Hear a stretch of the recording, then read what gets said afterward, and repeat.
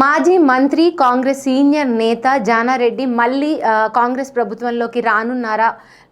కాంగ్రెస్ ప్రభుత్వంలో ముఖ్య సలహాదారుడుగా నియమించేందుకు ఛాన్సెస్ ఉన్నాయా అంటే అవునని అంటున్నాయి రాజకీయ విశ్లేషక వర్గాలు.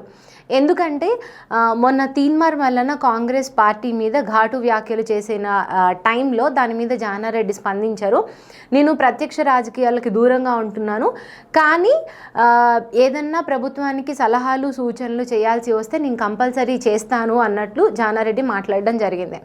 దాని తర్వాత నిన్న రేవంత్ రెడ్డి జానారెడ్డి ఇంటికి వెళ్ళి మరి ఆయన్ని కలవడం జరిగింది. అండ్ ఆ టైంలో వీళ్ళిద్దరి మధ్య చాలా విషయాలు చర్చకు రావడం కూడా జరిగిందంట. ఆ టైంలోనే రేవంత్ రెడ్డి ప్రభుత్వానికి ముఖ్య సలహాదారుగా ఉండి ప్రభుత్వాన్ని నడపడంలో సహాయం చేయమని జానారెడ్డిని కోరడం జరిగినట్లు తెలుస్తోంది.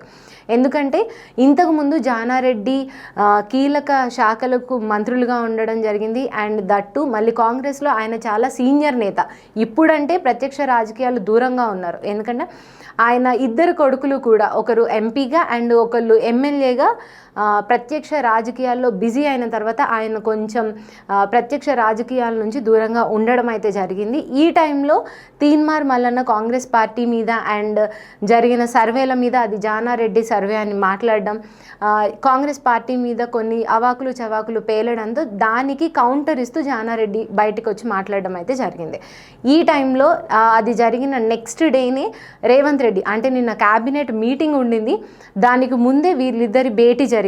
ఆ టైంలో ఎమ్మెల్యే కోటాలో ఎమ్మెల్సీ ఎలక్షన్స్ జరగనున్న నేపథ్యంలో ఈ చర్చలు కూడా వారిద్దరి మధ్య వచ్చిన సమయంలో ఒక నల్గొండకు చెందిన సీనియర్ నేత పేరును కూడా జానారెడ్డి ఈ ఎమ్మెల్సీ ఎలక్షన్స్కు ప్రతిపాదించడం అయితే జరిగిందంట. ఇదంతా ఇలా ఉంటే మళ్ళీ జానారెడ్డి ప్రత్యక్ష రాజకీయాల్లోకి రాకపోతున్నారా? కాంగ్రెస్ పార్టీకి సలహాలు సూచనలు ఇస్తూ కాంగ్రెస్ ప్రభుత్వాన్ని నడపడంలో రేవంత్ రెడ్డి గారికి చేదోడు వాదోడుగా ఉండబోతున్నారా అనేది మరి ఇంకా తెలియలేదు. ఎందుకంటే ఇంకా దాని మీద ఏ అధికారిక ప్రకటన రాలేదు. చూడాలి మరి జానారెడ్డి ఎలాంటి ఇంట్రెస్ట్ చూపిస్తారు, లేకపోతే నేను ప్రత్యక్ష రాజకీయాలకి దూరంగానే ఉంటాను అని మరి రేవంత్ రెడ్డి అడిగిన ఈ ఫేవర్ని సున్నితంగా తిరస్కరిస్తారా, ఏం అవ్వబోతుంది అనేది రానున్న రోజుల్లో తెలియనుంది. వేచి చూడాలి మరి జానారెడ్డి గారు కాంగ్రెస్ పార్టీకి రానున్నారా లేదా అనే దానిపైన.